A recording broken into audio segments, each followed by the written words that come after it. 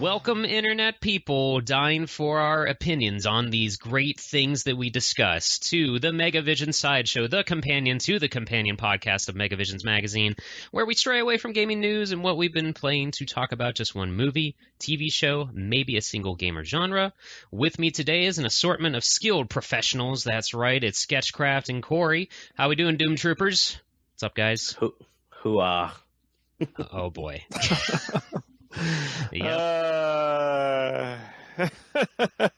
I'm here. Permission to be relieved of duty from this whole fucking. Are you? What was his name? Portman or Port or whatever his name is. He's just like, how the hell are we gonna get out of here now? That's sketch. Yeah, Portman. And Chris will be joining us shortly. But yeah, as you might have guessed, we watched the 2005 movie Doom, based on the game. I guess I'll give the summary here, even though anyone listening to this probably has an idea. But Space Marines are sent to investigate a strange event at a research facility on Mars, but find themselves at the mercy of genetically enhanced killing machines. This was, there's no way I'm going to say this guy's name right, but it was directed by Andrzej Bartkowiak. He was also the cinematographer for the first Speed movie and directed Romeo Must Die. This movie, it had an estimated budget of $60 million. Overall, with the cumulative worldwide gross, had $58 million, so it did not even break even. But it starred Dwayne "The Rock" Johnson. This was before he was even going by Dwayne Johnson. He was still just The Rock. We all know him. It also starred Karl Urban, known maybe best right now for his role as Dr. McCoy in the Star Trek reboots. He was also starred in the Judge Dredd remake and is now starring in the comic-adapted TV show The Boys. And then last maybe of note, I'm not sure, you guys can add because I'm not familiar with a lot of the cast besides the main three here, but Rosamund Pike, she was the girl in Gone Girl. She was also in Die Another Day and the Pride and Prejudice movie, which actually released the same year as this Doom movie. She was also in World's End with Simon Pegg and Nick Frost. Okay, that's the only one I haven't seen of that quote-unquote trilogy. So that's cool, though. And then I don't know if this is worth mentioning, but when I was looking up the other actors, Richard Brake, who's in this, is apparently in an upcoming Tremors made-for-TV movie. Yay! You did that specifically because I was going to be on this podcast. Oh, sure. But last thing I'll say before we get into it is that this movie released around the time that Doom 3 did. So you can see a lot of influences in this movie from that game if you've played it. It went for more of a darker, trying to be a spooky survival horror kind of game more than just a first-person shooter. But yeah, do you guys want to, we can go into the movie, or what do you have to say about it before we get into it? Anything? I'll just say that when I went into looking at this movie, I did not have very high hopes for it at all. I thought it was going to be really, really bad. Mm-hmm. But up until about the third act, towards the end, I was like, this is a solid movie. Like, this is pretty good. They set things up that later down the road get explained, and like, just, I mean, I'll chime in on parts when we're going through like the movie itself, but it does well with what it's trying to do. Like, it's not a bad video game adaptation movie. It's not great. Like, it's not gonna like you said, it didn't even break even, which I didn't expect it. I didn't know what the budget was, and when you said $60 million, I was like, oh man. Yeah. But I mean, even with the character of The Rock's character, it does very good progression with him. Like, I feel like it does in the beginning, he seems like he's very like heartfelt about his teammate or his soldiers and all that stuff. But then you kind of start seeing his descent into like, the mission comes first now. Like, we have to do the mission and all that. But no, it was really good. Did you guys watch the regular version, or did you watch the unrated version? Whatever was on Stars, I don't know. The unrated version was like the almost 2-hour version. Oh, yeah, I guess so. This one was I inadvertently got that for me. I inadvertently got that 2-hour something version, and I was like, "How fucking long is this fucking movie?" Like there were parts where I was movie won't end, bro. Yeah, like, it it's won't a long end. movie. Interesting. For a video game movie, it's very long. Especially for an action-y movie, too. So, Corey, was this your first time watching this? This is I've always heard about it. Like, I worked in a video game / movie store when I was younger, right out of high school. And I always saw this on the shelf, and I was just like, that's garbage. Like, I knew who The Rock was, and, like, I didn't know who Karl Urban was. I didn't really know who Karl Urban was until I watched Dread. And I was like, who is this guy? And I went back and looked. I was like, oh, this guy's really good. He's also in Thor Ragnarok and all that stuff, too.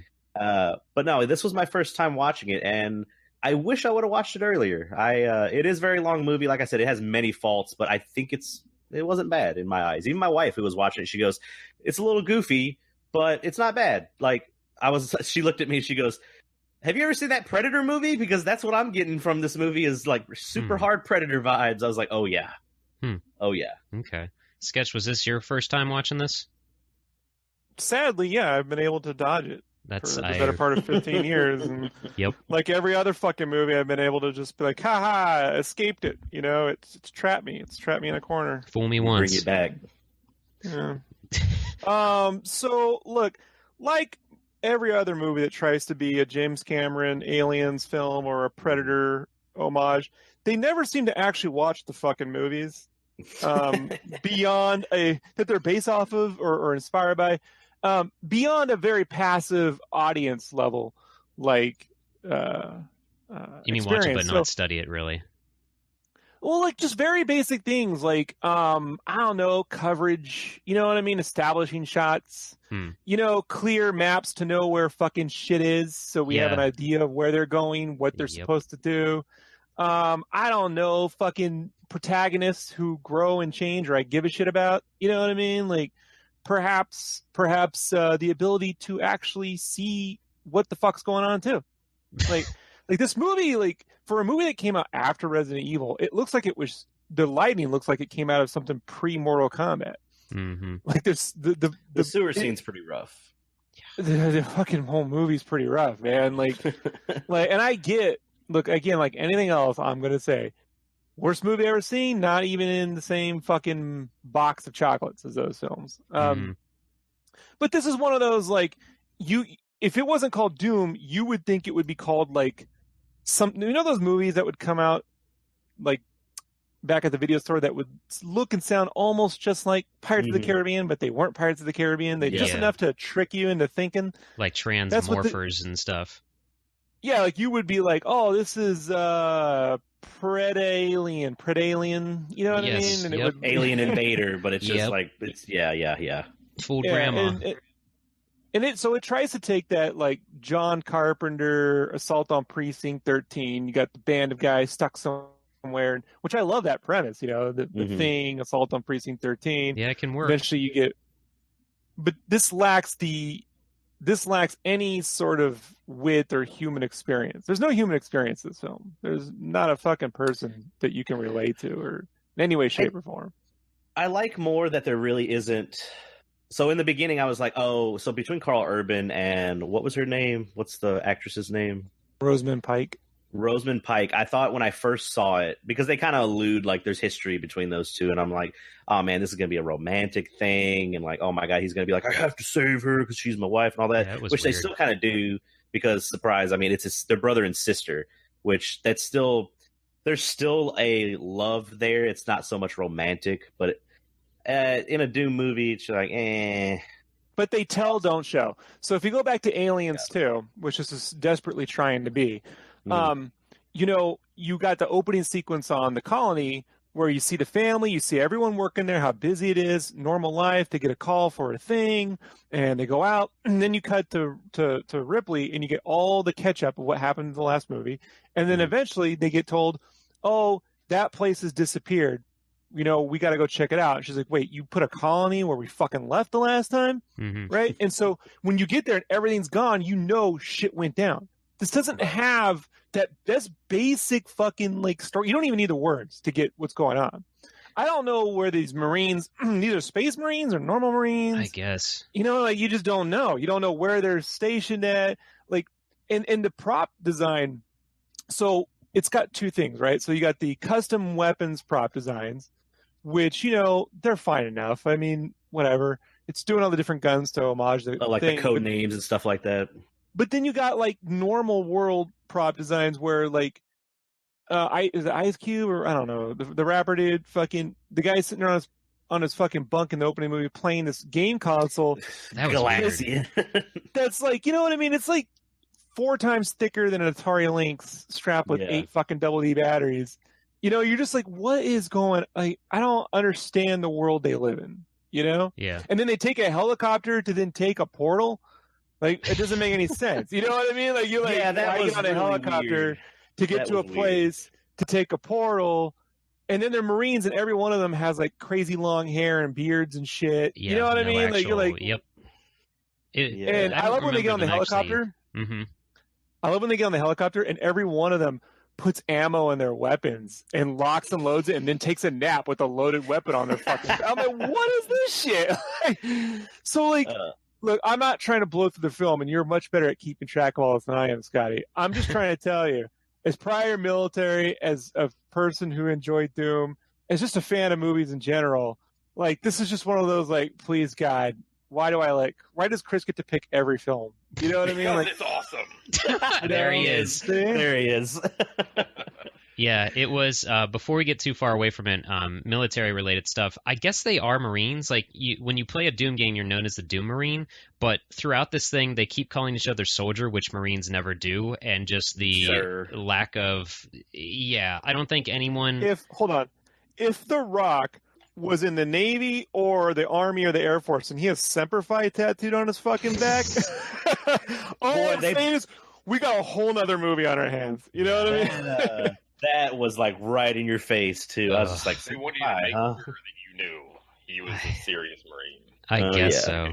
And this is it's so babyface The Rock too. Like even when my wife saw it, she goes, "He's so young in this movie," and I'm like, yeah, it very much when he shows up for the first time and they do like enough of a shot to show him from the front with his ripped torso. I was like, wow, he looks small, and that's something you don't ever think to say about The Rock.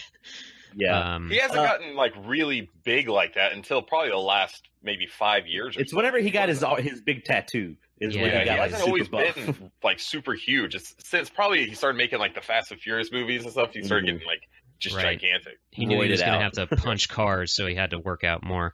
Let me ask you this, Scotty. So this movie obviously has practical effects and CG. The CG, what do you think of the practical effects?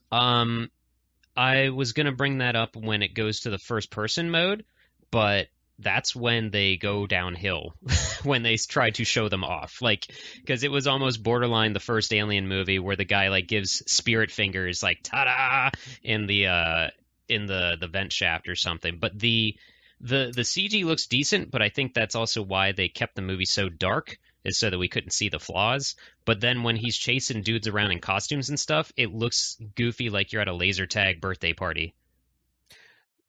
All right. I think when you're looking, especially like the autopsy scene that they're doing of the one imp. Oh, you mean those? Yeah. Okay. Those are cool. That's what I mean. Is like just the actual look of like the practical effects. Like the monsters when they're not CG. I thought the CG was terrible in this movie. Like the CG is real bad. There's a part, we'll get to it later, but there are parts where there's just like CG blood squirts, and I'm just like, okay, you could have easily done that practically, but I don't understand why you did that. But I thought when they did get close up on like the Hell Knight and then like the imp, not so much Pinky, because Pinky I believe is totally CG'd. I think he was all CGI. Yeah, I thought the practical effects, they were fine. I thought those were all right, but it's not where the budget. I was just happy to actually see it in 2005 to see some practical effects that looked somewhat okay. I was like, holy crap, that's amazing, because that's when everyone and their mother was trying to just CG everything. Right. So, Chris, now that you're here, is this your first time seeing this, or? Yes, first time seeing it. It's just, I don't know, it's just always one of those that just never really interests me all that much, I guess. But I gotta say, like, overall, it's better than I expected it to be.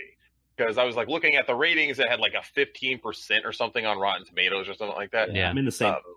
I think it's better than that. Like, I actually watched it, and it was, like, if you take it for what it is, it's I think an enjoyable movie. It has its flaws for sure. It's cheesy in aspects, but it's The Rock doing The Rock stuff, man. It's just like that's what you're gonna get when you watch a movie like this. The dialogue's not great. Yeah, and so like if you great. don't like The Rock, Not good. like that, then you're probably not gonna like this movie. Sure, Right. there's better Rock movies than this one. Probably most of them are better than this one. How about The Rundown, which came out before this? That's the one with Johnny Knoxville, right? And him? I didn't see that one. Or Sean William Scott? Yeah, I Sean think William that's Scott. yeah, I The didn't- Rundown's fucking awesome. I've heard good stuff, but that's more comic like Rock too. Like, And he did, that's like, what this zero movie. comedy in this. But Chris, that's what this movie needed. The direction of this film and the writing, it lacks a voice. There's no voice. This Right. movie needed what Alien and what Predator had, which was legitimate humor. Not like they literally swiped a Predator joke with the little pussy.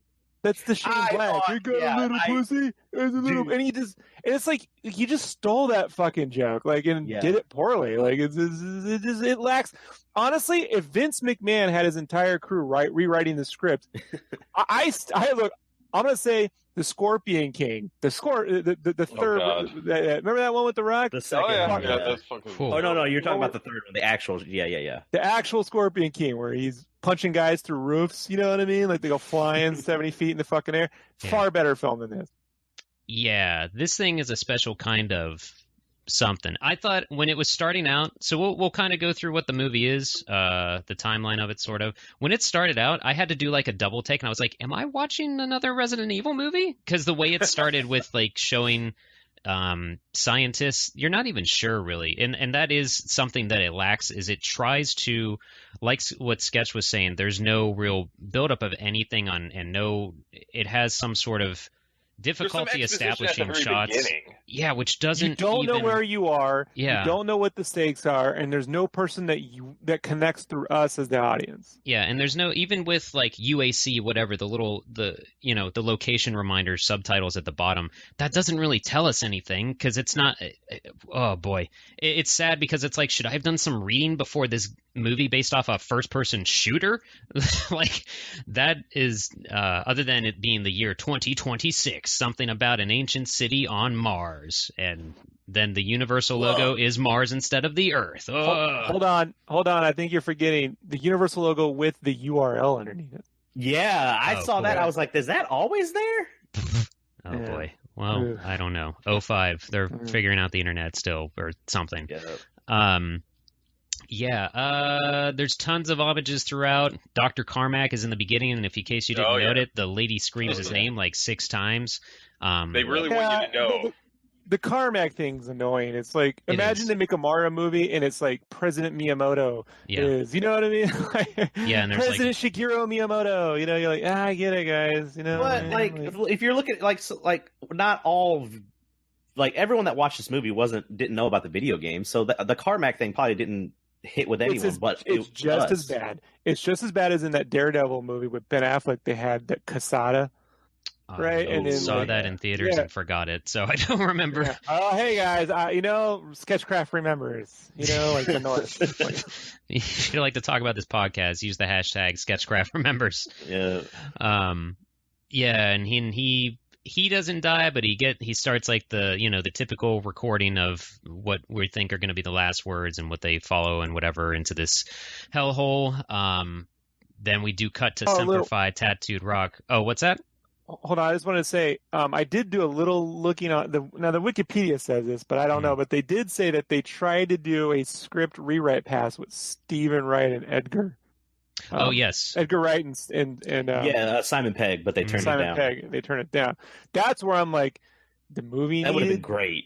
movie needed some fucking something. yeah. You know. Any other set of eyes probably would have helped. They would have definitely injected humor into it, for sure. I just don't know, like, even with that cast, I don't know, aside from The Rock, who really could have done that, because Karl Urban certainly isn't that guy. Yeah, he is. He's hilarious and like fucking In The Boys, he's hilarious. In Yeah, Star Trek. Thor Ragnarok, he's really funny.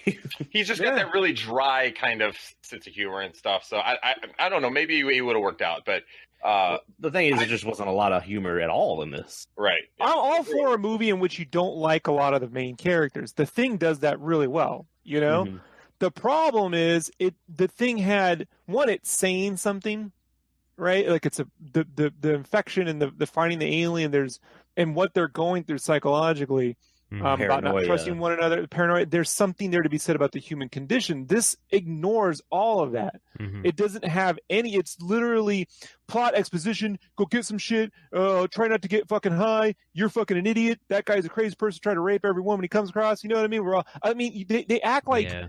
they act like they're criminals that have been taken out of the brig, which would have been a more interesting movie, right? Like Alien 3, where we're going to go the fucking... Maybe these were space marines who fucked up and they have to take them out of jail. You know what I mean? Hey, man, you guys are the only ones in military training, so suicide mission, fucking stop the hell demons.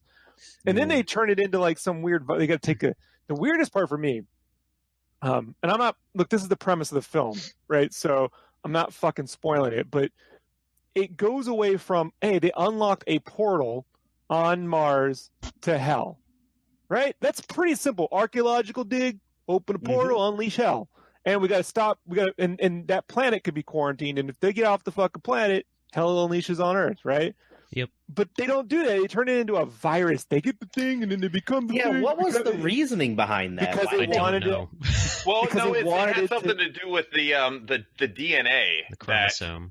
That's how they. Yeah, it's like I guess there was an extra chromosome that they. The species of human or whatever that was there before. But that doesn't make sense for a Doom movie. If you're trying to, why do? I'm the not switch? saying it makes sense for a Doom movie. I'm just saying like that's why the infection started happening. Is because No, I understand why the infection happened. I watched the movie. I know why the infection happened. So I'm just saying, man, these fucking producers, like John Peters produced this, you know, and John Peters did Batman and Lethal Which Weapon back in Batman? the day, all that shit. The original Batman, you know, Okay. well, every fucking, really, because, you know, he's got his, I think it was a religious thing. Like they didn't want to tackle that crap. Boy. yeah, we don't want to tackle religion, but these are the same people that fucking, you know, were making, like, Temptation of the Christ, and you know, what I mean? Like, no, It's just weird. Like I don't know why they went the virus route. I'll tell you why. Because they're Zombies. trying to be fucking clever. You know, they're trying to be smart, you know, and they want that element of Alien 1 where we have the xenomorph and it's quarantined and it's getting a person and then it becomes one and then it gives a ticking time and we can then, you know, spend 20 minutes digging in someone's cadaver to fucking look. They watch Alien, they watch Alien 2, they watch Predator, but what they miss is those exist within genre. This doesn't really have a genre. Like, this should have a pulp like fucking aspect to it. And dude, archaeology on Mars that unleashes hell is a fun pulp fucking easily you could see John Carpenter doing that prior to say Ghost of Mars. By the way, Ghost of Mars exactly Dead Space. far better film than this. Far better film than Jesus, this. really? Far better film. Yeah, far better film than this. It was So- another example of like the game narrative wrote itself into a movie. Why not just follow that? Not word for word, but you could have really just stretched that out more so. For Hell Demons, why is there blue everywhere? I don't know. Yeah. You know what I'm saying? Like, what's with the... I don't know, because the game, like, I don't know, the earlier games, it's very orange, like, especially the newer games, like, and granted, these came out way after this movie, but yeah, it's weird. Yeah, It's this just one, weird. Doom 3 was a lot darker and a lot more emphasis on trying to find your way through very just literally dark areas. But this did have kind of a prequel vibe to the Doom story, and that's kind of what 3 did. But also, surprise, not nearly as many people dug 3 as they did the original. It was kind of a little too much away from the Doom games. But yeah, it did miss the establishing stuff of, you know, just what Aliens does with the Marines just waking up in their bunks and having a crummy breakfast and being assholes to each other. Like, there was barely any of that. And you mentioned maybe they served time or something, Sketch. Like, I got that feel even more when, I forget all the Goat and Duke, I think, were standing over or nearby a holding cell, and Goat's... Poor man's Tim Roth. Yeah. Poor man's Tim Roth. But the way he was like, "Oh, you've never done time" or something like that. So I was like, also like, so obviously Goat has, but the other one hasn't. So yeah, it just didn't. I don't know. Let me ask you guys this: have you guys seen the Predators, the newest Predator movie? Not the newest one that's just called Predator. I've seen Predators and not beyond that. Okay, yeah, Predator. Sketch, did you watch that one? No, I just, you know what I mean? I just don't. That's what Keegan-Michael Key, right? Right. I'm certain at some fucking point for this podcast I'll have to, you know, so... So, Chris, since you did watch it, let me ask you this. So, the development of the quote-unquote Marines in the Predators movie, do you think they did a better job in that movie, or do you think they did a good job in this movie of setting up your, like, identity of your characters? Oh, I think that they did a way better job in the new Predator movie. Because they took a bunch of, like, ex-Marines that were all, like, fucking... like, doing time. Up. Yeah, they were messed up. They had PTSD, and like they all, like you could relate to those people. You know what I mean? I got a strong feeling of that crew should have been the crew in this movie. Yeah, that would have. I could have seen that. Throwing Marlon Wayans in there, and I'm down. Oh, Lord. Any type of background other than we're hanging out in our bunk. I guess we're on vacation soon. We're bored. Oh, we got an assignment. Like, nobody gives a shit if your vacation was interrupted because we don't know you guys. Yeah. But, and I was one honestly... guy, I guess, is a baseball player or something? I don't know. Oh, you mean not Bill Duke? That's what he is. It's not Bill Duke. He's a poor man, Bill Duke. Again, trying so hard to be the Predator. Oh yeah, definitely. It was very like when they're suiting up in the troop transporter, essentially, that thing. Before all of that, I was like waiting for someone to say just another bug hunt or something. Like I really thought someone was going to say something. I'm surprised they weren't playing some kind of radio in the helicopter. Yeah. But yeah, so they show up at, I guess, the lab. This is also very confusing because where we thought we just saw like zombies sort of running around, it's just a functioning lab still. But then we realize that is a different part, and they meet Pinky, and I'm just like, that's fucking stupid. Man. That's not even like they showed him, and I was like, I think I see this coming from a mile away. Yeah, it's not even like cleverly an homage to anything. It's like no one would want the name Pinky, so I don't. Whatever, we'll call you that. I guess. Can I just say this right now? Every time they say Pinky, I go, and the brain? And the brain? Fucking in the brain? You know? Yeah.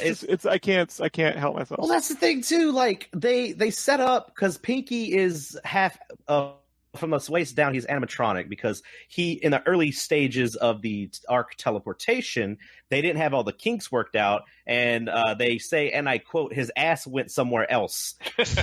And so half of them went one way, and the other half went the other way. Can I talk about that? And then they cut to scene. I'm like, first off... you didn't need that. You think, because they're still arriving in that transporter, I'm like, did that just happen now? What is it? They never do that again. Right. And then I'm like, what a fucking waste of a fucking visual effect. Like they establish that, and they don't use it later. Yeah, again, just shit going on for shit going on. I guess. Yeah. And again, I think me and Sketch watched the unrated version, so I don't know what the shorter version showed. Maybe it did cut that out or something like that. So I don't know. I don't know. I don't want to watch another version of it. So yeah, I don't remember what you guys are saying, so I don't know if that was in ours. I watched a version that was only an hour 45. Sketch watched one that was just over 2 hours, I think. I watched the hour 55, and I think that's what Sketch watched too. Oh, okay. But yeah, so I did kind of skip over the only sort of character development where John Grimm and The Rock were talking just before The Rock says, like, all right, got our assignments, let's move out. Then he pulls aside Grimm and says, like, you going to be okay going there? And he says something about fighting his demons, to which I think everyone in the audience was like, oh, he's going to talk to the ex-wife or something like that. But then they all show up and they meet her. Demons. Yeah. And then they meet up in the lab now. They meet Dr. Samantha Grimm, and one of them is like just hitting on her, and he's like, oh, the ex. Oops, nope, the sister. So it's just like, all right, well, the first 10 minutes of this film were very awkward until now. But it's very strange. It keeps you thinking. I guess. But yeah, then it turns more into aliens because they are informed of a distress sort of call. Not really, though. It's all over the place with trying to establish anything. And they split up, to explore the facility after teleporting through the globby transporter. They don't know what they're looking for, but there is a clear mission, like what they need to do. Like they need to find what happened, quarantine it, and then retrieve UAC what is it, like equipment or data and shit like that. So something, the goods. Yeah, so the Rock, at least the Rock knows what he has to do. I don't know if the whole crew knows it, but the main thing is they don't know what they're gonna find. So they get to the dark parts of the area and they start to mark things with fluorescent markers, just X's on the walls, which I thought was going. Yeah, they were really showing that a couple of times to the point where it's like, okay, those are going to be breadcrumbs. So we got to make note of where those are. Nope, doesn't matter. We never see them again. Smart thing would have been that the demons somehow realize it and they start clearing them off or something like that. It makes no sense because they go back to the same rooms they just cleared. And they don't establish why. So... Goat and when they split up, Goat and Portman check the room that's labeled genetics or just beyond genetics, and that's where the holding cell is with electrical walls. The Rock finds the BFG, which on a monitor is called the Big Force Gun, and I was just like, oh man, maybe this is rated PG-13 because I don't remember. And we get to that later though, but and the brother-sister drama is sort of explained with the archaeologist dig and all that stuff, sort of. And then we'll just call her Sam, the sister. She explains to her brother that there's an extra chromosome found on this fossil skeleton thing of an adult skeleton protecting a baby skeleton from something. Named Lucy, which is also, isn't that the same name of that one really old skeleton that they found? It's like the most earliest discovered Homo sapien skeleton or something. I believe her name's Lucy as well. Yep. I don't know if there's any connection to that, but it is. It's a shitty connection. So. It was named after the remains of an early hominid that was found here to be between 2.9 and 3.2 million years old. It's in the IMDb trivia. I don't know those numbers by heart. But yeah, so they're talking about that, but then they're in Carmack's office, another couple of the troops, and they find movement, and it's Carmack, and then everybody huddles around him, and for no reason he tears off his ear and throws it at them. So I think the only reason that they did that was so the thing that they did later when they were we got to find Dr. Carmack now. Well, check that imp's ear or zombie's ear, whatever he turned into. Yes, yeah. But I mean, right now as it stands, why the hell? Oh, yeah, we don't know why the fuck he did that. Just to show that he's crazy, I guess. Yeah, you can obviously tell, something. I mean, the guy was eating a severed hand. He was, so you know that he's crazy. Mm-hmm. And so, I just assumed he was going to attack them, but he never ended up really doing that. But he just rips his own ear off, and I was like, holy shit. Yeah, so it's strange. And they take him back to the infirmary, and then the kid and Portman are walking around. The kid asks for drugs, which wasn't really needed. That also led to nothing. No. Yep, didn't lead to anything.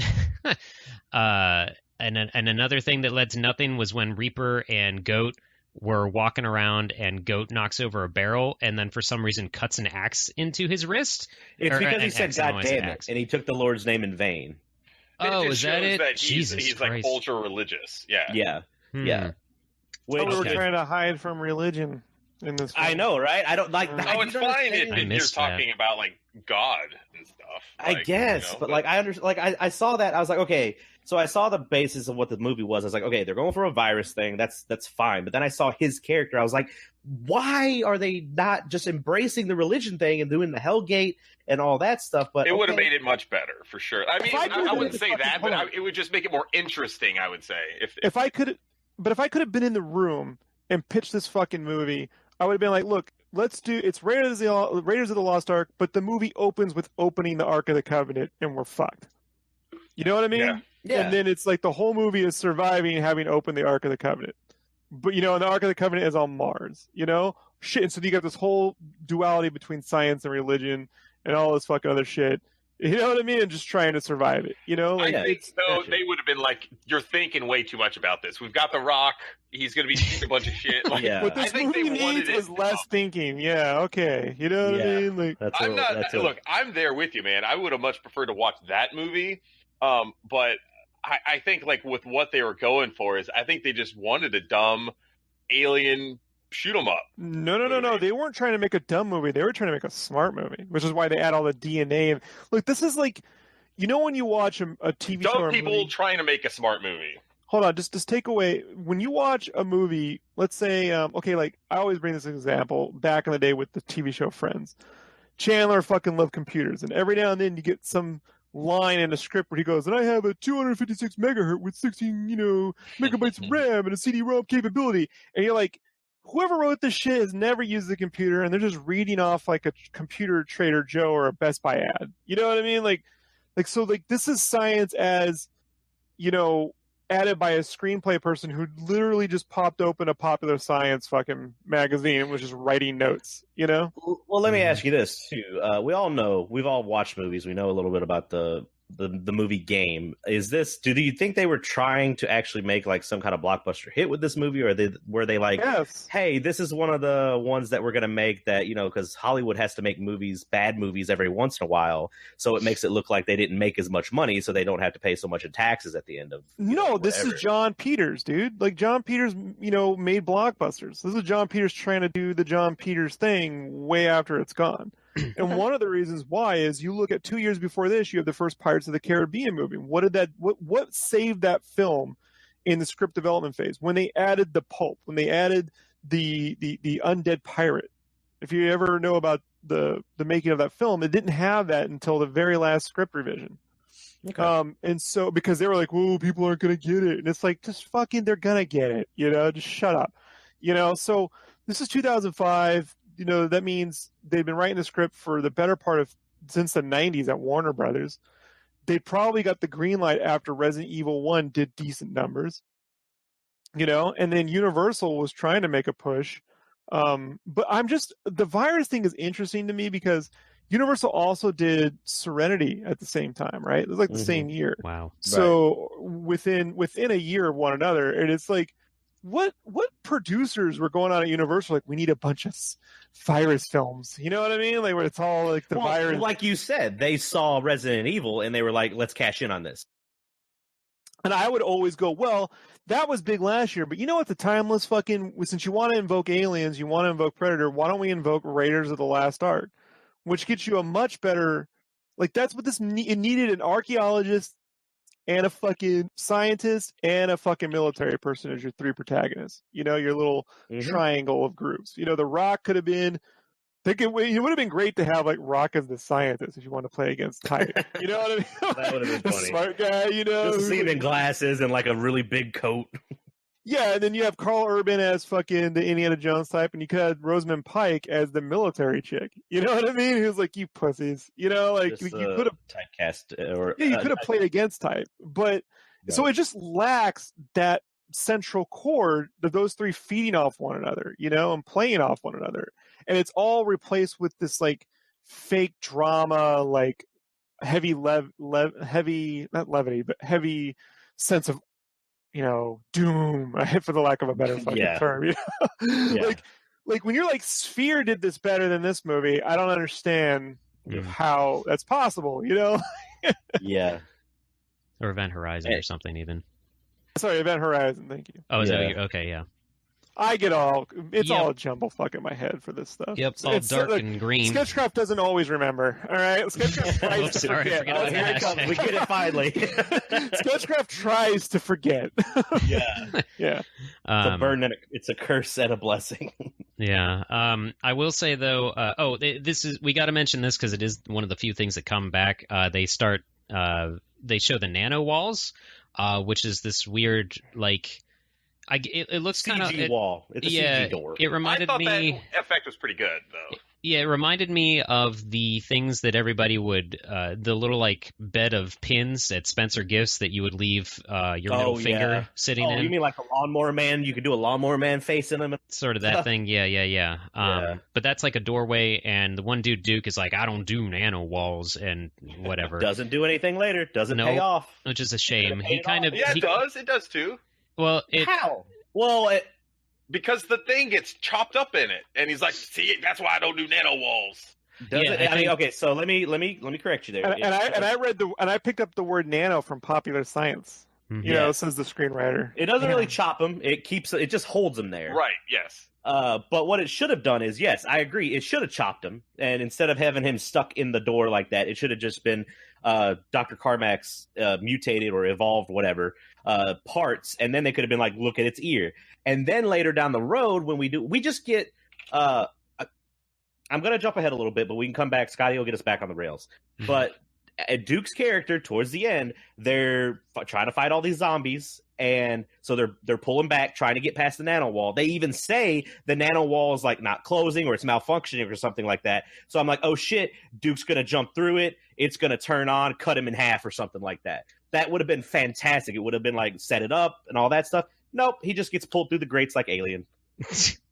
Yeah, that was lackluster. With a CG blood squirt. I was very upset with that. He ended up being one of the characters I actually enjoyed because of his scene in the holding cell. I thought he was the first one to actually like be badass fighting a demon or whatever. Okay, so there was that whole time though that you're talking about Destroyer. I don't know. Sure. Destroyer is the Bill Duke that we're talking about with the chain gun. The other guy, basically, It's the other black guy I'm talking about that's in the movie. I lost track of all their names except for Reaper because his last name was Grimm. That was the only one I could make a connection with. Yeah, and the kid looks like a child, so. Someone thought they were real funny with that one. I was waiting, though, for Duke, because there was that moment, like, right before he gets pulled through the grate that he's just, like, it's like 5 seconds of them all just standing there not knowing what to do and, like, looking at him. And then Duke, like, looks over at the girl. And I was just hoping he was going to be like, call me, and then just gets pulled in. If you're not, because the seriousness of it isn't going to come through, like, let's be honest. So just, like, make it stupid. Simon Pegg and Edgar Wright might have done something to make it funny. Just be like, oh, shit, or something like that. Yeah. It was supposed to be like, they didn't even hit, like, there was no romantic thing between them. Like, they had talked about it and all that stuff. Like, I don't, it's whatever. He just gets, it was that weird scene, like, when Carmack gets like stuck in the door and he like shoots that like tongue thing at them, but then they kind of like cuddle for a minute, and it was just the camera just stays on them for a few seconds. I was like, this is weird. Like, I didn't know that they had something going on, but there's just no follow up in a lot of things that happen in this. I did enjoy the scene here though, where Reaper and I forget who else are back in the genetics room, and all the animal cages are broken open and there's blood and guts and stuff, and the animals are all missing. And then they find one of the scientists, and Reaper's just like, sir, are you okay? And he turns around and bites a rat's head off, and Reaper's just like, he just Ozzy's that thing. Yeah, and Reaper's just like, okay. He's like, well, I didn't know what we were dealing with now, and I still don't, but this is not good. I thought that actually made me laugh, so that was pretty good. Because it felt more realistic than, you know, in a Predator or Alien, someone would have been like, that was your last meal or something like that. You know, it would have been you would have threw a one-liner. Yeah. So, yeah. But yeah, so, and then the other scene that didn't make sense but made me laugh was when, so Destroyer's the one with the chain gun, is that right? Yes. So Destroyer and Sarge, aka The Rock, they're walking down a corridor and they hear something in the vents, and Destroyer just lets off his minigun because he loses his shit looking up in the vents, and then The Rock's like, what'd you see? And he was just like, a monkey. Some kind of monkey. And that was it. Like, I thought it was going to be like he was a crazed monkey or something like that. No, nothing. That was it. That was the scene. What were you going to say, Corey? Yeah, and I guess that scene is strictly there to show, like, obviously, because the monkey gets killed. I'm sorry, but it gets killed and it's bleeding through the vent, and The Rock puts his hand out and looks at the blood, and but the thing is, they show, and the blood has something in it. Like it's something weird. Which would have been great. Which would have been great if they showed that and then waited a couple scenes or waited a few minutes and then brought the next scene is them taking blood transition. from Carmack and they show that there's stuff in his blood. And I'm just like, okay, you could have done that. Like, you could have set that up a little bit better, but okay, like, let's keep going. Let's see what you got. So yeah, it was very much, and again, this is because I have the first Resident Evil movie still fresh in my head. I really thought The Rock was going to say, this blood is coagulated. Blood doesn't get like that. Like something. No, he don't. He don't know. No, Number 5, motherfucker. Yep. Yeah. Oh boy. Yeah. Yeah. Boy. And this is again just more separation of the group. Where now we're in the sewers. Which I'm sorry, I skipped something. I don't even know if it's worth pointing out.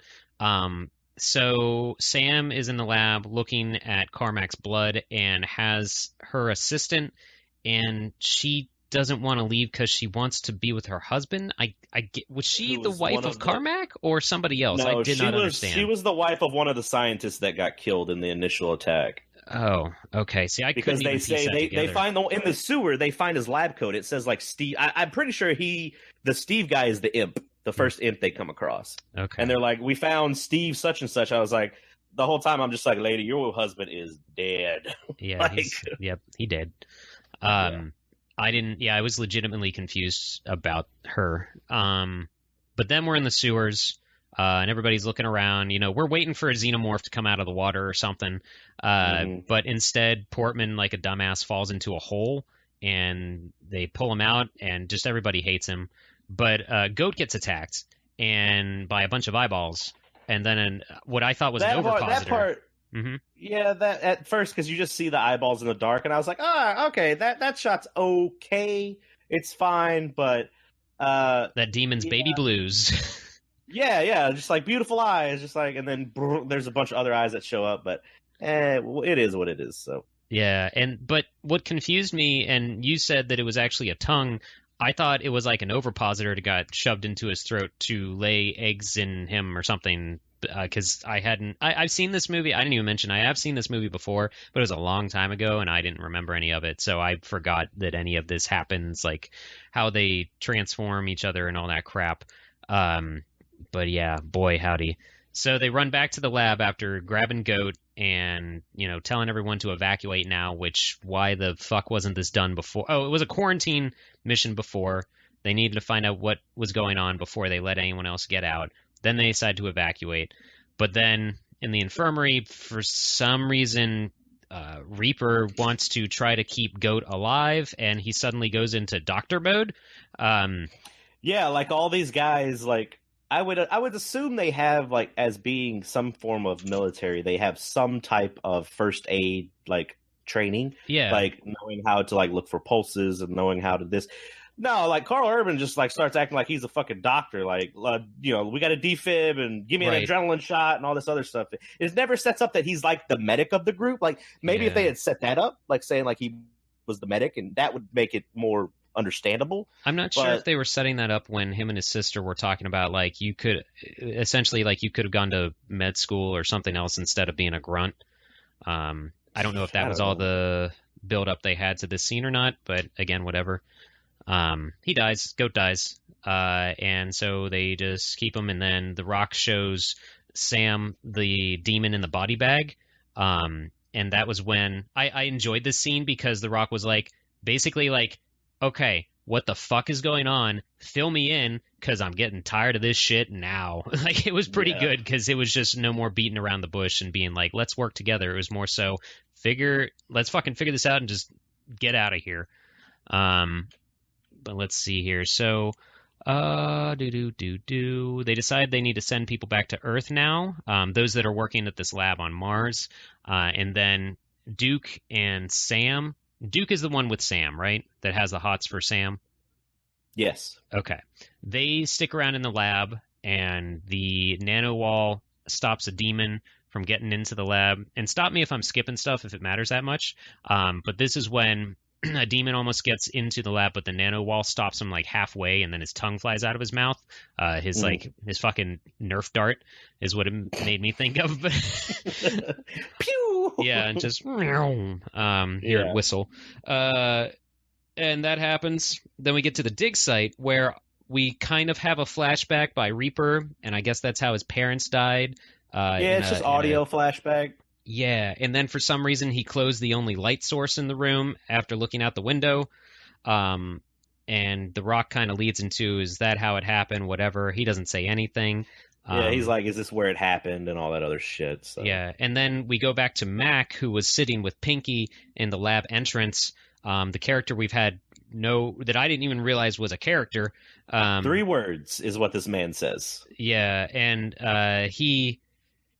Oh, boy. I don't even know. Like, I also looked at the trivia, and apparently he's the only Marine out of here to die, and he never fires a shot in the whole movie. So, he was originally with guarding Pinky from the beginning. He was there at the art gate, and then once they're like, all right, now, Pinky, here's a gun and some grenades. If shit goes down, you know what to do. And he's like, what?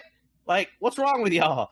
And then Mac ends up going with Sarge and Reaper to check out the archaeological dig site because they have to... What's the reason they have to go there again?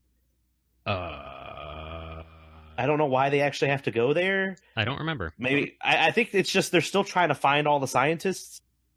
Yeah, I think they just... because they're trying to figure out where these things are coming from. There's no other way to get to Mars or get to the lab from Mars.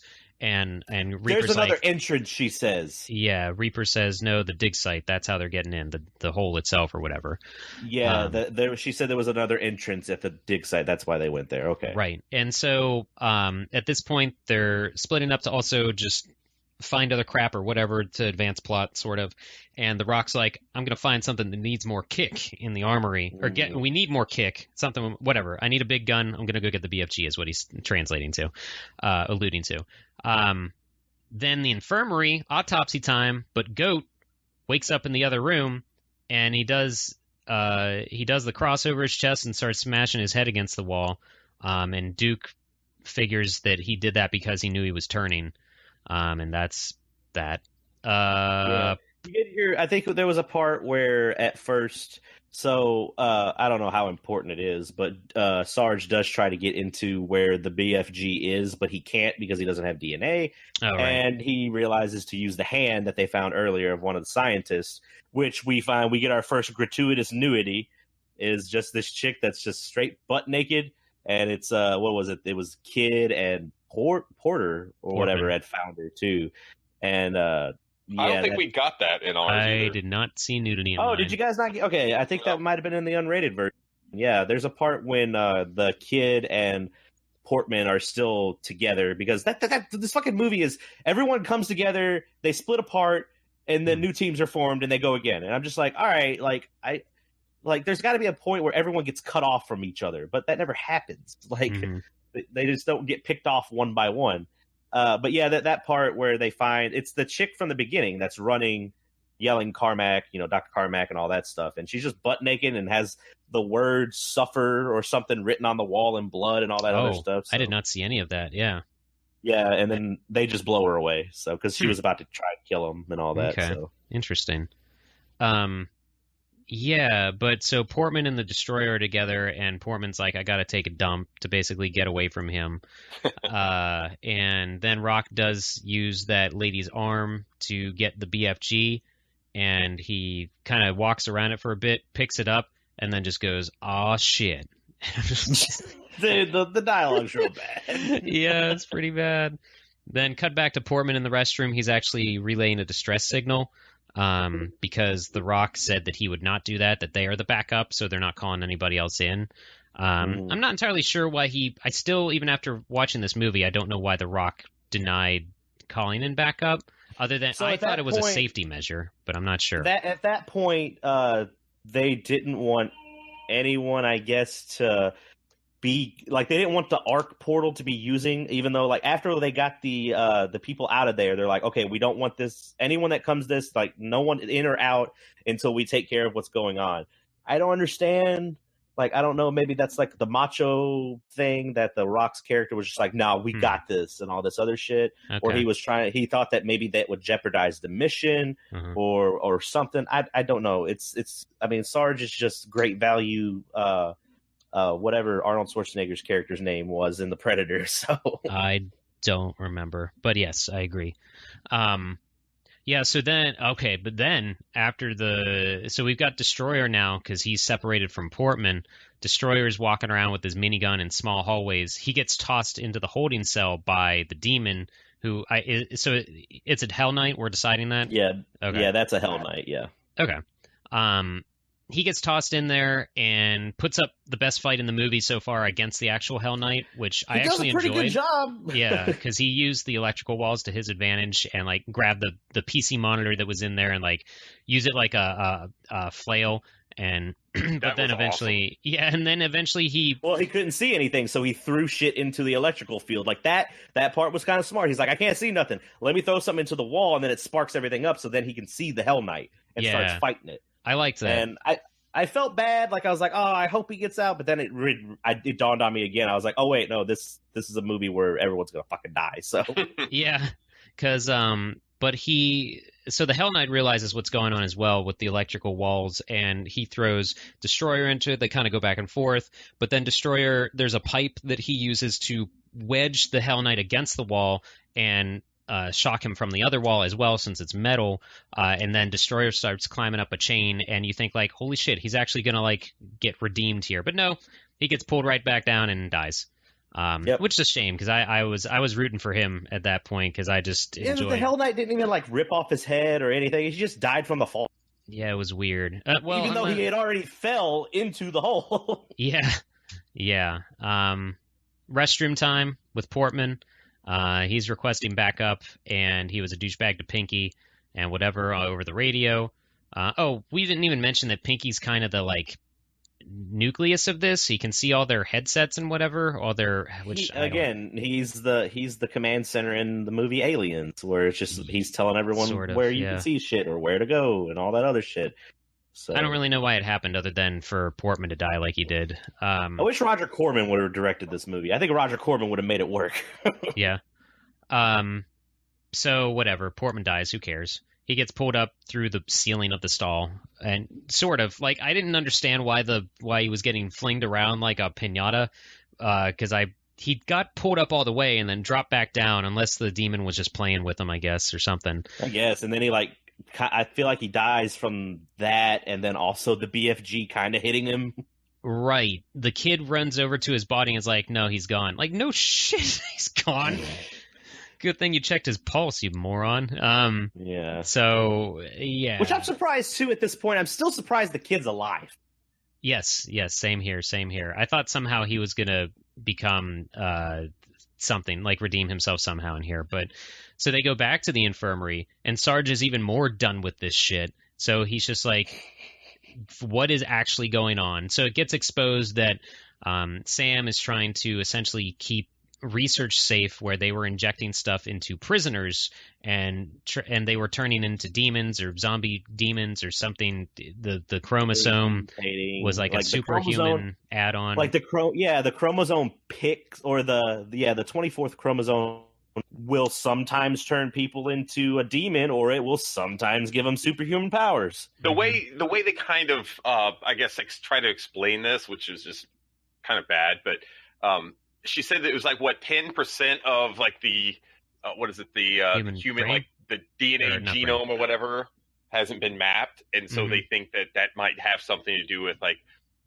some sort of like predisposition to being evil or something, and so they single out those people that have some sort of like that DNA part or whatever active in their another body. Situation where if they would have had the Hell Gate, they could have just been like, oh, these demons, like you wouldn't have to worry about the mutations.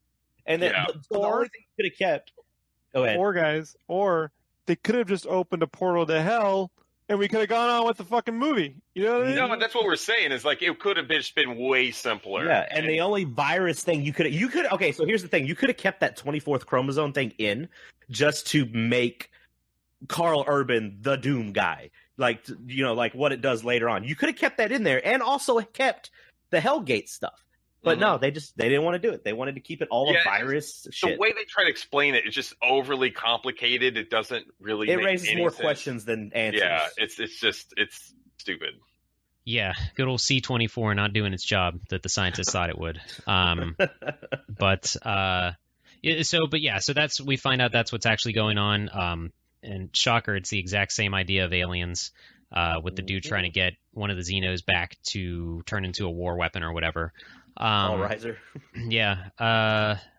And then let's see here. Reaper wants to destroy it. Oh wait, did I skip some stuff? Sorry, I was rolling around here. Pinky. What's that? You were talking about the data, how she's taught there to get the data, and Karl Urban's like, well, we obviously have to destroy this because this shit shouldn't keep going on. And then The Rock is like, no, we have to keep that. That's one of our missions, is to retain UAC property, and we have to bring this back.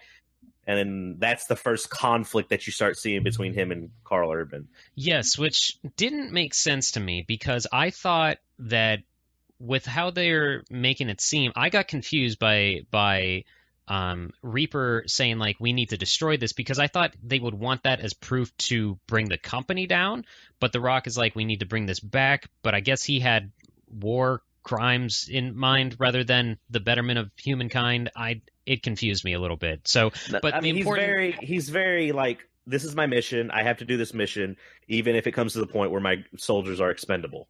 Yeah. So, but the overall gist of that scene is it shows that The Rock and Reaper are going to be they're going to have a conflict now. They're going to be sort of enemies, frenemies, whatever, for the moment.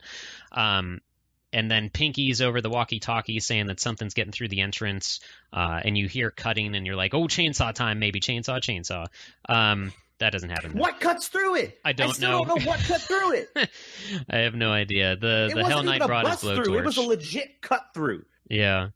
But so they, so the Sarge and Kid and I guess it was Duke, they all go through the warp to go back to Pinky, try to find him.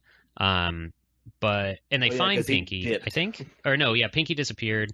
The Mac dude died, the one guy that had barely any lines, and he was sort of guarding the door. He died, like a long time ago. Yeah, so they're assigned to go find people. Kid finds a family, and that's pretty much that.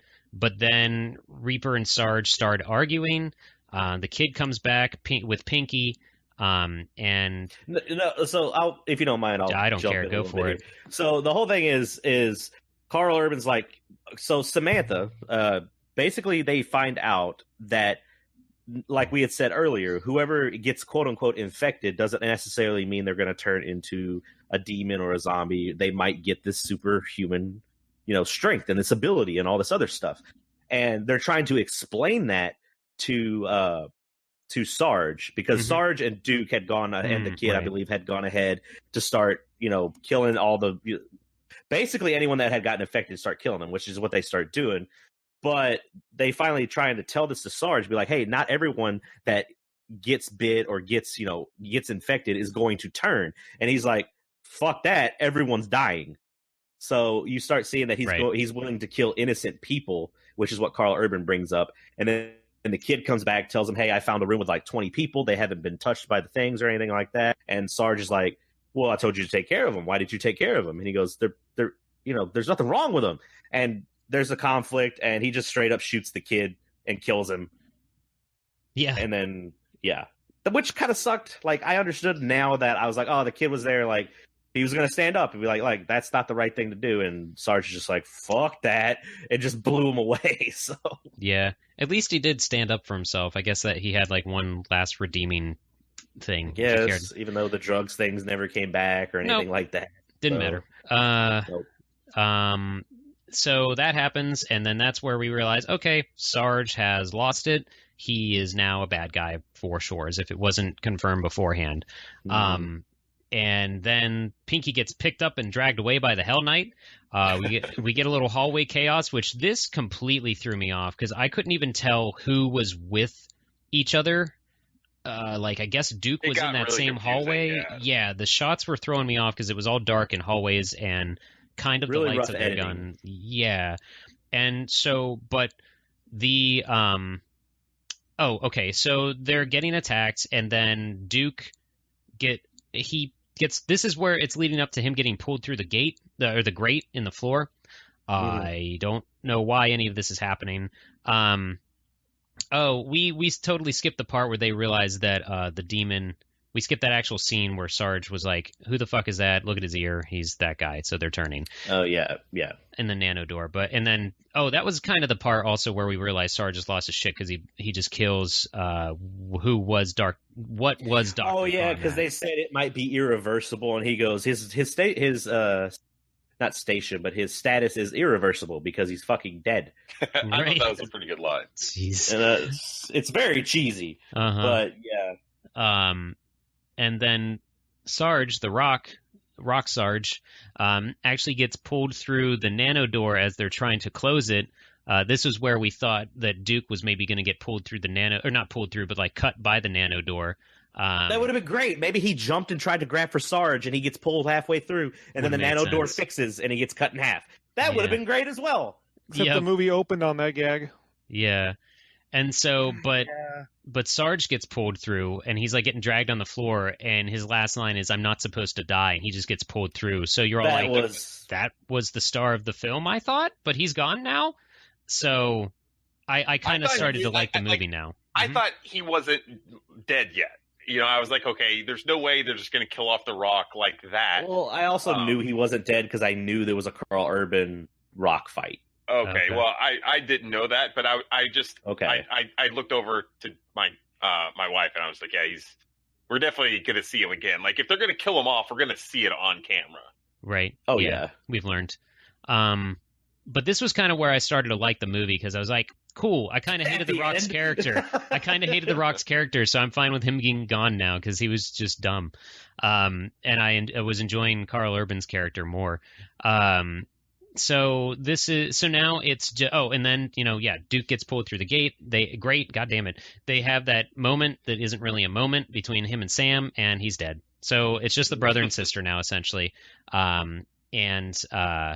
Let's see. Oh, and when the nano door is closing, this is important. The Reaper, he shoots.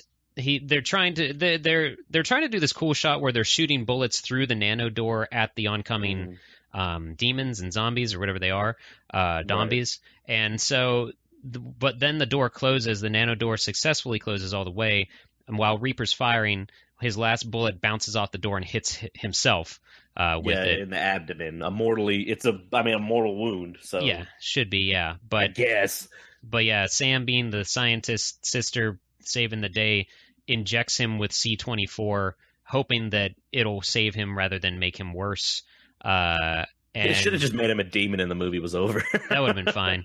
And then he falls over and he wakes up, but the camera is from his point of view, and it's first-person mode. I was so excited for this scene. I got super pumped, too. Yeah. Then I started watching it, I was like, oh, this is not good. Yeah. I was waiting for the Doom theme song to start playing, but that didn't even happen.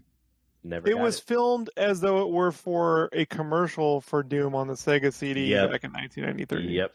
Yeah. But that's the thing. The whole time this scene's playing, I didn't get Doom vibes. I got House of the Dead vibe. Mm-hmm. Yeah, very much felt like an on rails thing. And they really threw it in your face by showing his face, like in the mirror, like, that's me. I'm him. You're me now, audience. Let's go. What a twist. I healed my wounds. Let's do it. They did this kind of cool thing where he was like, I don't know, it was weird. It was like he was moving faster than like you humans do. So you knew that you're like, okay, like he's got superpowers now. I thought they were going to do like quad damage or whatever it is, the different power-ups you get in Doom where you're running around punching the demons. That would have been great. Like, not even let him have a gun. He's just like ripping demons apart and shit. Yeah, that would have been really good. I still enjoyed this because it was so cheesy, and I was like, because I've been conditioned by Uwe Boll, I thought that we were going to see screenshots of Doom. God. But instead, he shoots a red barrel that explodes. The monsters, though, however, now they kind of look like a joke. Now they just hesitate and wait for the. There's one that he just runs away from him. Yeah. He lays down a proximity mine at one point, and one of the demons falls on it, and then the proximity mine dings like a microwave is done, and then it blows up. For some reason, though, Reaper also, isn't one of the Hell phased Knights by runs in using the fucking chainsaw. Yeah. Just like that was hilarious too. That was awesome. Weird. Maybe that's how he cut through the door. I guess so. The like 2-foot thick door with a chainsaw. And then we finally see the return of Pinky. So now Pinky is the closest to almost any of the enemies we see in this movie. Yeah, I had to look this up again because I was like, is that what the Pinkies? Because I never played Doom 3, so I went and looked it up, and I was like, oh yeah, that's what the Pinkies were supposed to be. Yeah, essentially, yeah. So Pinky still hooked up to the space-age wheelchair, but crawling around perfectly fine, trying to attack Reaper, and Reaper has the chainsaw, and it kind of goes back and forth. He drops it at one point, but then takes out Pinky and everything, and it was pretty good. I thought the CG wasn't too bad then, but they probably should just not have kept the shot on Pinky as long as they did a couple of times. Yeah, if your CG's not like really, really good, just don't show it that much. Mm-hmm. The CG with the Pinkies, that was probably the best CG out of everything. But there was many other CG parts where I was just like, that's not bad. That's bad. Yeah. So all that happens. The first person view is over. I remember hearing about that after the movie was out back in 2005, like that they had an homage in there somewhere like that. And that I think that was what cemented me not bothering with the movie back then. But I mentioned I saw it. Well, you're just waiting for the and you don't get any of it. Nothing. Like I don't know if there was a licensing issue and they couldn't get there, or they just weren't smart enough to think like, let's put the video game music here. Like you got to play like, you know, the main fucking theme. And it just doesn't get played. The reason I think this is a House of the Dead, like more than it is Doom, is because there's literally a zombie that has an axe, like he's gonna throw it at you, like House of the Dead 2, right. And he shoots the axe and it just lands in his head. Yeah, that was good. That was dumb. That was so dumb. I was like, this is not Doom. This is House of the Dead. Man, but yeah, I actually enjoyed the first-person view overall because it was so stupid that it was great, in my opinion. I think it would have been better if it had the theme. It would have been a little bit better. Oh, yes. And more than just the gun that he had, maybe. I was really like, he should have somehow stumbled upon a shotgun at that point. That would have made sense. Yeah, the only person that has a shotgun is Goat. Oh, really? I don't even remember. Probably because he only fires it once. Yeah. That's a shame. Like he should have had that, or when he looks in the mirror, sees that his stuff is like healed. He should have like. I know this would have been completely cheesy, but let's be honest. At this point, the movie's already so fucking crazy. He should have just pulled out some brass knuckles and then went off, and then just like we said, it should have just been that quad damage or whatever. Yeah, it would have been great, but. So now we have the standoff. It's switched back out of first-person view. We've got the standoff of McCoy and Rock, and they're looking at each other. And the Rock, his hand starts kind of bursting out of his glove, so he's starting to transform. You see the mark on his neck. He's got the neck. Yeah, the neck wound. He's got the demon hickey, so you know that shit's about to go down. And he's like, I don't know, for some reason. What is his name? Reaper says, like, I've got about half a clip, and the Rock's like, I've got one round, and I don't remember if it was now or before then, but he says, Semper Fi, motherfucker. No, and I just lost it. Yeah, and then he busts through the glass and says, Semper Fi, motherfucker, and then my wife goes, that's not what, because he says something when he's talking to, I think it's right after he kills the kid, and he explains what Semper Fi is. It's like duty to the core or something like that. And my wife looks up, she goes, that's not what Semper Fi means. Yeah, I gave up real quick on what they were trying to do with anything marine centric here. But so he has the BFG, but he fires one shot and it doesn't do shit. So the BFG sort of had one cool scene, but they totally did not use that as well as they could have. No. And why was it blue? I don't know. I don't know. Because it wasn't the 9,000 maybe? Maybe. Yeah. It should have been 10,000. So then they drop their weapons and everything, and they decide to have a fist fight, human to demon, or superhuman to demon. Ridiculous. Just like in the game. Just like when you drop your weapon and you get a nice Demolition Man style fist fight at the end. You know what I mean? Just like that. If he would have frozen, I would have fucking lost my shit. The one thing I do kind of like is how they slowly are turning the Rock into like more of a demon. Like you'll see like little things transform. I guess, but explain to me how that happens, because obviously he became a superhuman instead of just a zombie. Like, am I just not understanding it correctly? Like, do they still like even if is a Hell Knight like super strong? But then is that what he was? He was turning into a Hell Knight. Yeah, that's what I got from it. But he wasn't at the demon transformation stage. He just had the superhuman powers and all that shit. So what does that mean?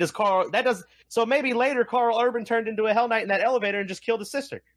I mean, could be, but I think it meant that he's not like he doesn't have that whatever fucking. It's because he's evil gene in his. The Rock was evil.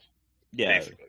It's almost like we said earlier, it would have worked better. But so if you're good, it's going to make you a badass human. But if you're bad, you're going to turn into a demon. Yes. Yes. Black and white, nothing in between. And even though Karl Urban said he did some really bad things, but whatever. Yeah, I'll go with it. Didn't make any sense. Yeah. That line didn't even need to be in there, but whatever. They're punching the shit out of each other, throwing each other around.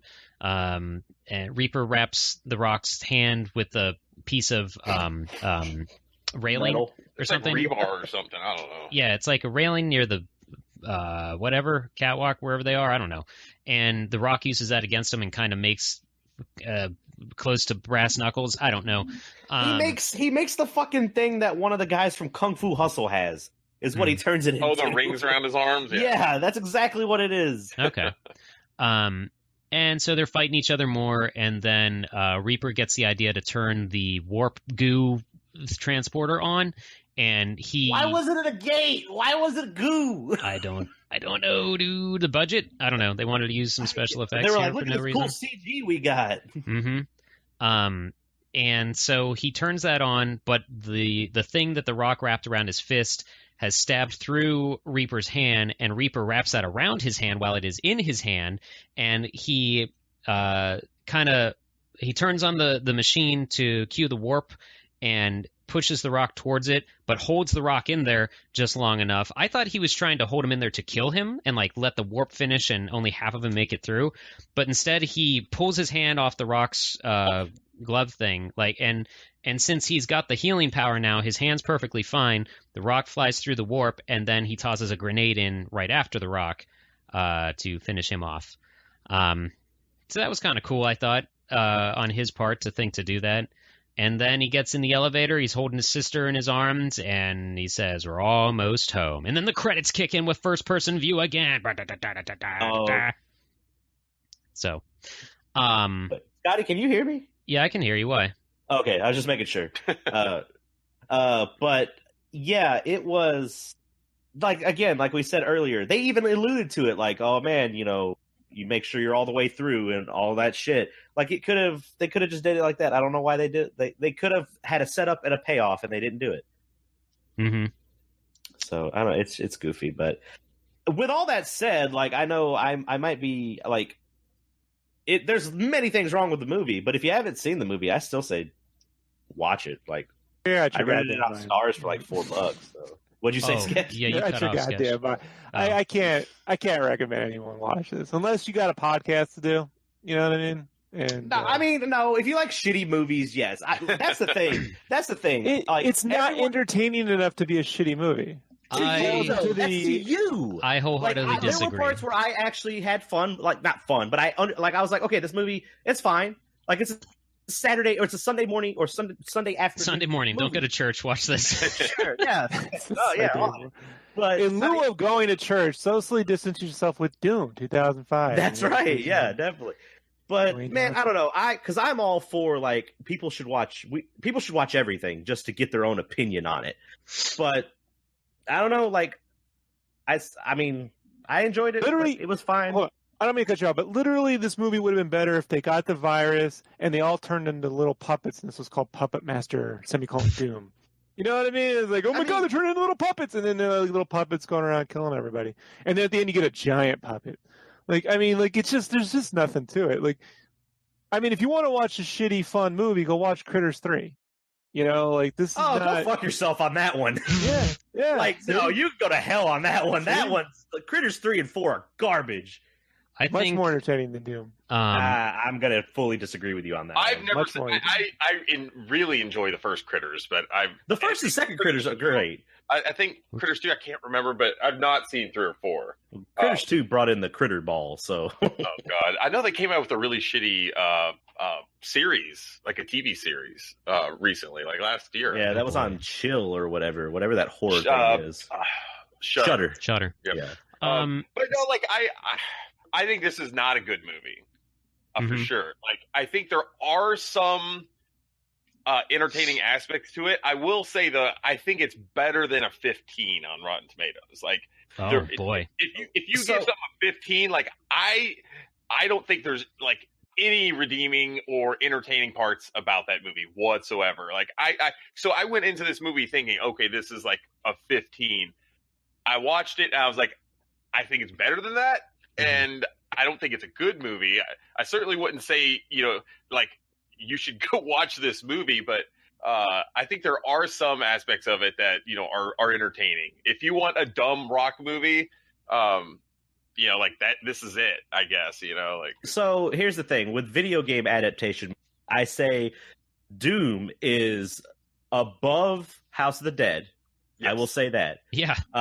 But way under like Mortal Kombat, and I would say this is way under. So you're saying it's better than every Uwe Boll movie? That is a small area you just stuck that movie in. Yeah, it's not the worst. It's not the worst video game movie I've seen. No, definitely not. Yep. There's more things. We all agree on that, maybe. There's more things true in this movie, true to the source material, than most video game movies get credit for. I don't know if that's what I mean to say, but I forgot to say too, all the key cards are the exact key cards from the games. Okay. I do have a couple of fun facts here. For instance, The Rock was offered the lead role of John Grimm, but chose the role of Sarge because he thought it was more interesting. Whatever. The first-person shooter sequence took about 2 weeks to shoot, like 14 days almost to shoot. During the credits, when the cast members' names appear on the screen, the only ones not to be shot or blown up are the ones who survived in the movie, which I thought was interesting. And apparently there were 2 quote-unquote working BFGs created for the film, and The Rock kept both of them. I wonder if he still has those. Like, I would totally that would be because the BFG always looks crazy. And like, what did you say, Scotty? It looks like a toaster. Yeah, it looks like a sideways toaster or something. Yeah, like that thing looks cool. I wonder if he still has those. That would be a cool like movie memorabilia to have. Attic or something. He doesn't know. It is Attic. Like I was in this movie. Yeah, exactly. Yeah. Probably forgot about it by now. Well, he also made fun of it, and like I just want to know where that fake handheld like Game Boy is today. The motherfucker was playing Galaxian. Like it wasn't anything good. Like Game Boy. I just want to see where it's at. That's 20 steps down from an N-Gage, bro. Like, dude, I rocked an N-Gage in like 2009. So. That's literally some shit your grandma got you at Woolworths when you wanted a Game Boy, and you're like, "Fuck, dude!" It's just like grandma's like, "I got you your Game Boy." That was like one of my favorite parts because it's like this is like so in the future, right? But like, why would you make this old ass fucking thing? Maybe he's just like he enjoys retro games and he just got some old ass fucking. But nothing else came from that. I think that was the first like 5 minutes of the movie saying, "Oh, this is a movie about a video game. We got a video game. Stay with us, please." When I saw that, I was like, "Oh, ha, ha." Yeah. Yeah. The 2 other little tidbits here I thought were semi-interesting. The locker where the BFG is stored is designated IDKFA, which is the in-game cheat code that will give the player all keys, full weapons, and ammo in Doom. And then one last thing, when using the severed hand, The Rock hears it say, "Welcome, Patricia Tallman." And I guess Patricia Tallman is actually the actress who played in the 1990 remake of Night of the Living Dead, was the lead character who played Barbara. I thought that was a random cool fact. I knew you were going to grab that fact. It's the remake, though. It's not the original. I like the remake a lot, and I thought she was awesome in it. Oh yeah, the remake where they switch it to where the chick is the main strong she's a badass, person, right? Okay, I actually haven't seen the remake because in the OG, the Barbara character is just like a bumbling, like scared woman that eventually just gets killed. Right? Yeah. A lady in distress. But yeah, go watch the remake because it's certainly fucking worth it, man. It's a good movie. So and I like. Okay, this isn't a Living Dead podcast, but I love it. Another time.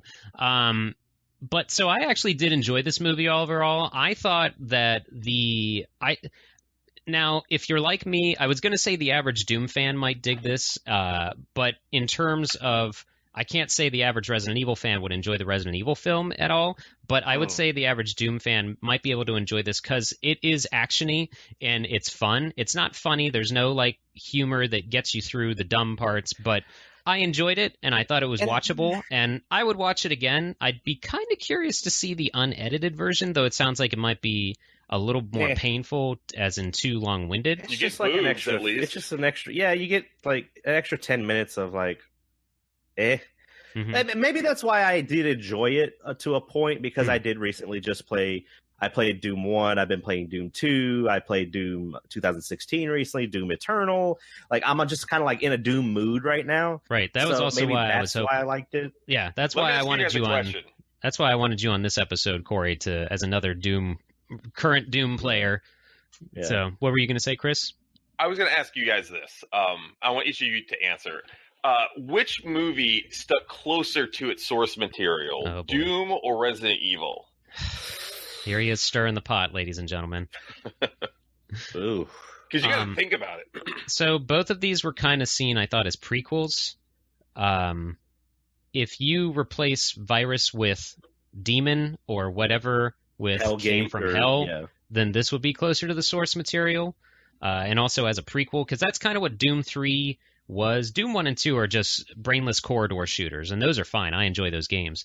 Doom 3 tried very much to do, like, what went down here? And you find these pentagrams in, like, the middle of laboratories and stuff, and it's like, oh, they summoned things, and this is where it all went wrong, and now you're in the aftermath, which is what this movie, I think, was trying to do, but had no cohesion. The Resident Evil movie, compared to the games, was a flop from the start because they took what was a cinematic game and turned it into a zombie movie with barely zombies and sort of tits. I would say the second Resident Evil was more closer to like Resident Evil 2 a little bit more than the first one was, I guess. It tried to save itself by having homages to 2, 3, and Code Veronica. I was going to say, I don't know why Nemesis was in 2, though, because Nemesis was in 3, whatever. Technically during 2 and all that garbage, but I don't know. Oh, yeah, we recently, and we talked about that recently, too, so. Doom. Definitely Doom is my answer. Yeah, I'd probably go with that too. If like Scotty said, if you replaced all the virus stuff with it's just straight up motherfucking demons, then it would have hit it pretty closely. But I'm still trying because I wasn't on the podcast for Resident Evil, and I haven't watched that movie in a while, so I'm trying to remember things. And I'm just like, you don't need even to. As a kid. Yeah, even as a kid, I didn't play Resident Evil that much, but I watched that first movie, and then I later played Resident Evil 1, and I know I'm probably going to upset Scotty with this, but I thought I was like, where is Alice like in the games? Oh, like, no. And all that.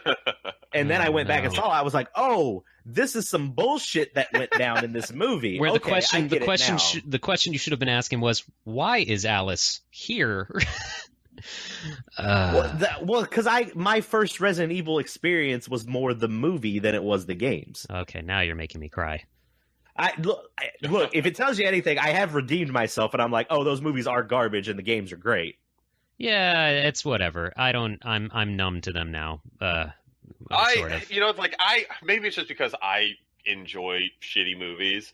So those Resident Evil movies have a place in my heart. Like, I know they're bad, and that's fine. Like, they are charming in some way. Like, there's an aspect to them that are entertaining. And maybe it's just because it's Michelle Rodriguez, which I think she should have been in this movie. And nope, here we go. Yep. She would have. Yeah, I would love to see that just like stereotypical Michelle Rodriguez character in this. There were no like tough like chicks in this movie like you have in a lot of other sci-fi like movies and stuff. You had the one doctor, but she didn't really do anything. And so I would have liked to see Michelle Rodriguez do her thing here. So what you're telling me is you just would need to go watch Aliens. Well, I mean, if you're going to ask how me, dare you? Would I recommend people watch more Doom or Aliens? I would probably pick Doom. Just kidding. Fuck you. He couldn't even say that confidently. He couldn't even say it with a straight face. With a straight audio face. I would pick Doom. I think the Doom. Yeah. So there's also a new Doom movie that came out like a year ago. Did you guys see? Annihilation? And Doom Annihilation. I did not see it. I've not watched it yet either. But Let's I'm just look it up real wondering. quick. Yeah, I'm wondering if this is going to be like I saw it. I think it got better reviews than this one, but probably not much. It's a 3.6 on IMDb. Yeah. Woo. Is it real time? Is it real time? Oh, it's supposed to be a reboot. Is it live action or is it a what? I think it's live action. It is live action. Okay, yeah, I finally found some screenshots of it. I am curious about this. Oh, wow, I'm curious about this now. I'm going to send you guys this screenshot real quick in the Sideshow chat. Take a look at that. I want to see this movie. It's at least green. At least that explosion is green. Yeah. Wow. I think there's demons in this one, though. Oh, shut your mouth. I mean, we're already going, like, we're doing better, right? Better is a liquid term on this podcast. I haven't seen anything about this though. Amy Manson. Let me look her up. So, Chris, we have started the toilet bowl rating system. Ooh, yeah. What is it out of? Is it out of 5? Is it out of 10? I haven't been on here in a while. It's out of 5. Yep. Okay. So, similar to his name, Uwe Boll, since he has set the standard for many a journey that we've taken ourselves upon here, enjoyed together, we are going with the toilet bowl rating system now. So out of 5, we'll go around the table here. We'll start with Sketch. I think we all kind of have an idea, but Sketch, out of 5, how many bowls would you give this movie? Can't even.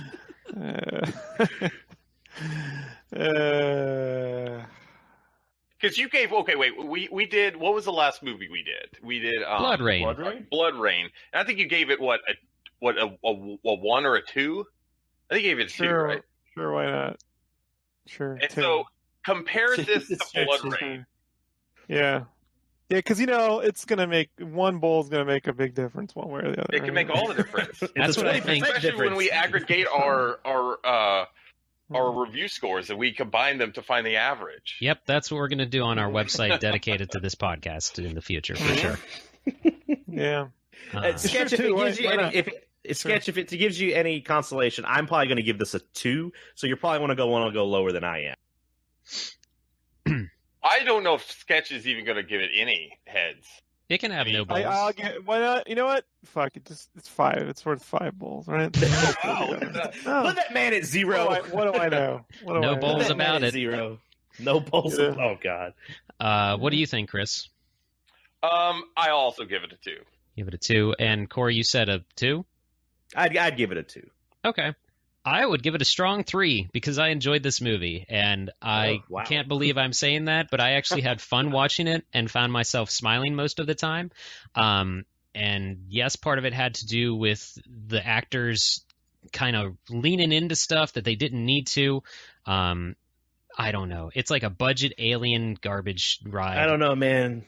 Between a 2 and a 3, that's you gave this movie a 60%, bro. Yeah. Yeah, You know what, some schools that's I gave passing. it 100%. I thought it was the greatest movie ever made. I love this movie. I can't. You know what? I'm gonna have this movie playing on repeat at my funeral one day. You know what I mean? It's gonna be around the headstone. All that doom. Yeah, and I hope everyone goes to universalwhateverthefuck.com. Because that was What was that? I'd love to go to that. Universal, whatever. I mean, you could look it up. like someone sitting in the theater going, I've never heard of this Universal. I'm glad they put that up there. I'm gonna see Maybe if this is a child's they made first movie. Maybe they made a few more of these motion pictures. Universal, is that like Bad Robot? I don't know. What is do we remember the website at all that it was? Yeah, it was www.universalsomething.com. I don't know what else was with it. God damn it. I'm going to have to find it because I'm very curious. That's how effective it was. We all watched it this morning and we completely Hell yeah. You know what I mean? He's right. Yeah. We remembered a little bit. That was it. Good shit. Oh, fucking hell. Apparently I don't remember my own I'm just sad password. because I think this there is a good movie that could be based on Doom. You know what I mean? Yes, there is. I mean, shit, we came up with one that was so much better than this one just now.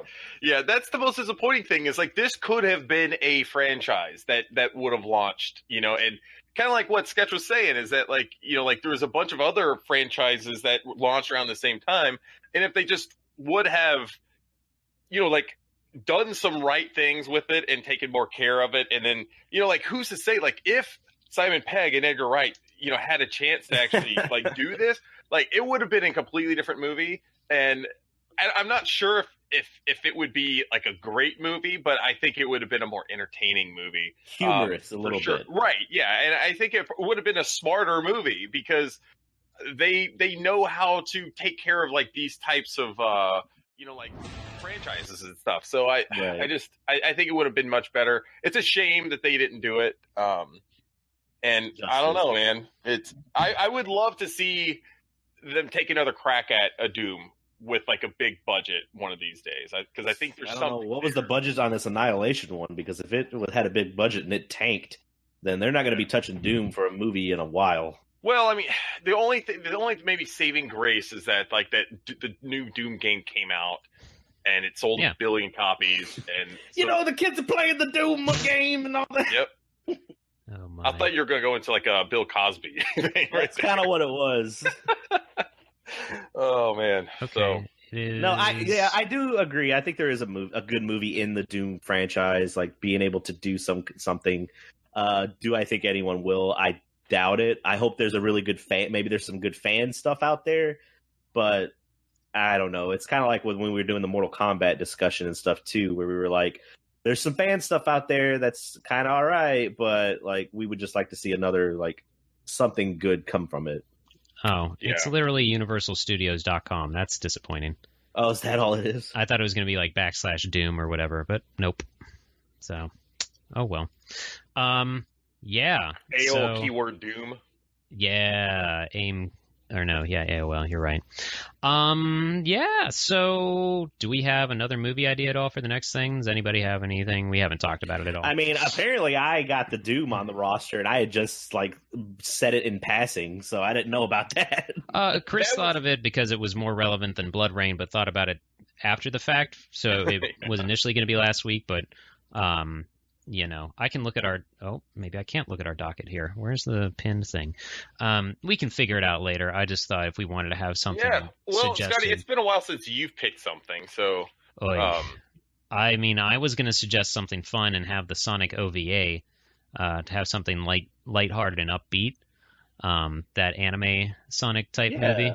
I've recently watched that in the English and the Japanese version. So look at you, pro. That means you're hosting next episode, right? I'm not hosting shit.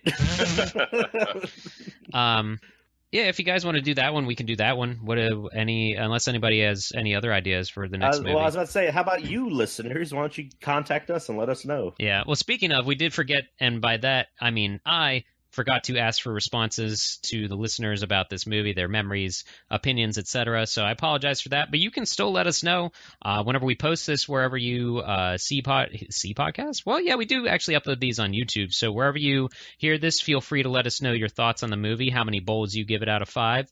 And unless we say otherwise, I guess we'll watch the Sonic OVA next time. So that's going to just about do it. This has been the Sideshow, where we talk about all kinds of fun stuff.